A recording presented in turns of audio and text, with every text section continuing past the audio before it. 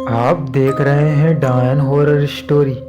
तो चलिए आज की कहानी की शुरुआत करते हैं। ये कहानी एक ऐसे डरावने घर की है जहां एक पूरी की पूरी फैमिली की मौत हो गई थी।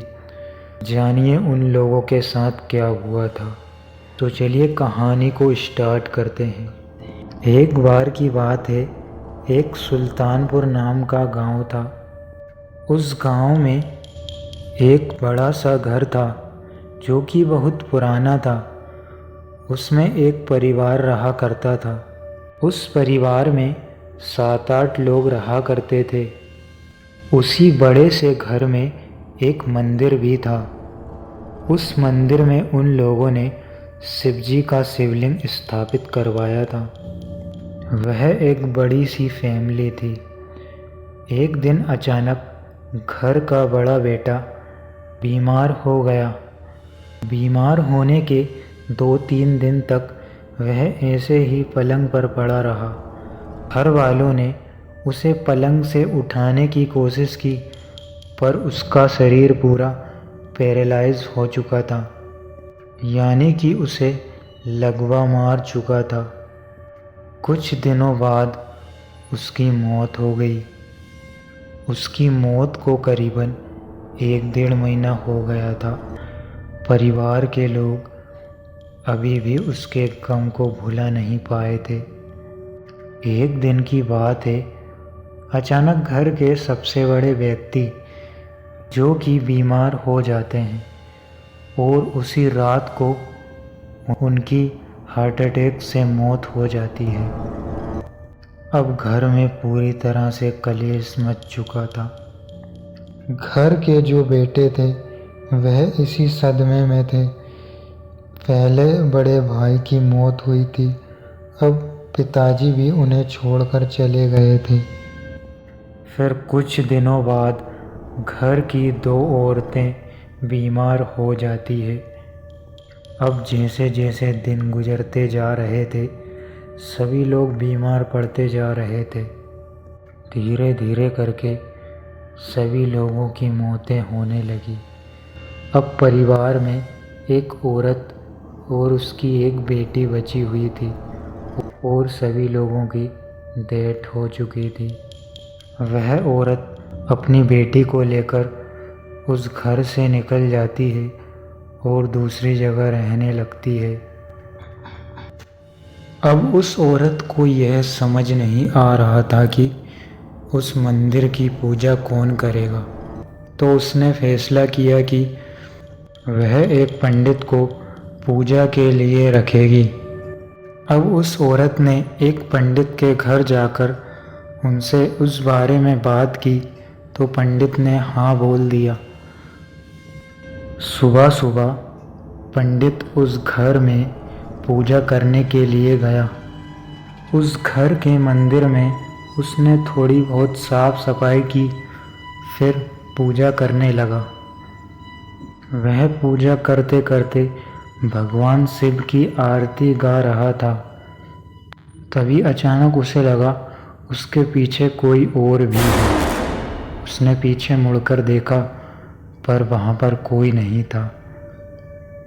अब पंडित सुबह शाम रोज पूजा करने आने लगा, लेकिन रोज उसे यह महसूस होने लगा कि इसके अलावा और कोई भी वहाँ पर मौजूद है। वहाँ पर पूजा करते करते उसे 7 दिन बीत चुके थे। अगले दिन, अब यह दिन 8वां दिन था। वह सुबह की पूजा करके तो घर चला गया, लेकिन जैसे ही शाम हुई वह उस बड़े से सुनसान घर में एंटर हुआ और मंदिर में पूजा करने लगा। तो उसे महसूस होने लगा कि उसके पीछे बहुत से लोग खड़े हैं। उसने जैसे ही पीछे मुड़कर देखा तो सच में ही वहाँ 5-6 लोग खड़े हुए थे। वह लोग वही लोग थे जो पहले ही मर चुके थे। उन्हें अचानक से देखकर पंडित को हार्ट अटैक आ जाता है और उसकी वहीं पर मौत हो जाती है। अब इस घटना के 10-15 दिन बाद उस औरत ने एक दूसरे पंडित को पूजा के लिए रखा। पहले दिन वह पूजा करने के लिए गया। वह पूजा कर ही रहा था कि उसे भी महसूस हुआ कि उसके पीछे कोई खड़ा है। उसे उसके अलावा और भी आवाज़ें आ रही थी।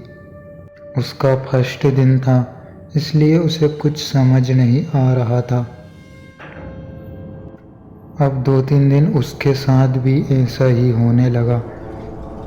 वह पंडित भी 2-3 दिन टिका और वहाँ से भाग गया। उस पंडित ने आसपास के लोगों को बताया था कि उस घर में कुछ ना कुछ तो है। अब उस औरत को समझ नहीं आ रहा था कि उस मंदिर की पूजा कैसे की जाए, क्योंकि उस मंदिर को बिना पूजा पाठ के नहीं छोड़ सकते हैं। अब उस औरत को समझ नहीं आ रहा था कि अब वे क्या करे। फिर वह एक बड़े से पुरोहित के पास जाती है, जो कि बहुत जाने माने थे। उसने पुरोहित को सारी बातें बताई कि उसके साथ ऐसा ऐसा हुआ है। पुरोहित ने बताया कि उस घर में जो लोग मरे हैं उन लोगों की आत्मा को शांति दिलाना पड़ेगा और इसके लिए बड़ी पूजा करनी होगी। यह पूजा उस घर में रात भर चलेगी। पूजा में विघ्न डालने के लिए बहुत सी काली शक्तियाँ आएंगी, पर हमें उनका डट कर सामना करना है। पूजा में तुम्हें और तुम्हारी बेटी को बैठना पड़ेगा। पुरोहित उस औरत के साथ उस घर की ओर चला जाता है। पुरोहित के साथ उसके 2 सेवक और थे और पुरोहित के साथ वह औरत और उसकी बेटी थी। रात के 9 बज रहे थे। अब वह उस घर में एंटर हो जाते हैं और अंदर उस मंदिर के सामने उन आत्माओं की शांति के लिए हवन करने लगते हैं। अब हवन चल रहा था। अभी तक तो कुछ ऐसा नहीं हुआ था, लेकिन अब जो होने वाला था वह बहुत ही खौफनाक था। रात के करीबन 12 बज रहे थे। वह औरत और उसकी बेटी पूजा पर बैठी हुई थी। अचानक उस औरत में एक आत्मा आ जाती है। वह औरत हवा में उड़ते हुए उस घर की छत से टकरा जाती है। वह आत्मा उसे इधर उधर दीवार पर मारने लगी। तभी उस पुरोहित ने जल्दी से जाकर उस औरत के हाथ में मंत्रों का जाप करके एक धागा बांध दिया, जिससे कि वह आत्मा उसके शरीर से निकल गई। फिर उसे वापस पूजा में बिठाया। कुछ देर के लिए सब शांत हो चुका था। रात के 2 बज रहे थे। तभी अचानक एक आत्मा आती है और उस औरत की लड़की को खींच कर ले जाने लगती है। पुरोहित तभी एक लोटे में जल लेकर उस पर छिड़क देता है, तो वह आत्मा वहाँ से चली जाती है और उस लड़की को छोड़ देती है। सुबह हो जाती है और आत्मा की शांति वाला हवन पूर्ण होता है। अब पुरोहित ने उस औरत से कहा, इस घर में जितने लोग मरे थे उन लोगों की आत्मा को शांति मिल गई है, लेकिन यह घर अभी भी ठीक नहीं है। जिस जगह पर तुमने ये घर बनाया है, यह जगह पहले से ही श्रापित है, इसलिए तुम इस घर में हमेशा हमेशा के लिए ताला लगा दो। यही तुम्हारे लिए सही होगा। फिर वह पुरोहित के कहने पर कुछ ऐसा ही करती है। पुरोहित भी समझ नहीं पा रहा था कि उस औरत के परिवार वालों को किस शक्ति ने मारा है। तो दोस्तों, आज की कहानी में बस इतना ही। मिलते हैं किसी नेक्स्ट कहानी में।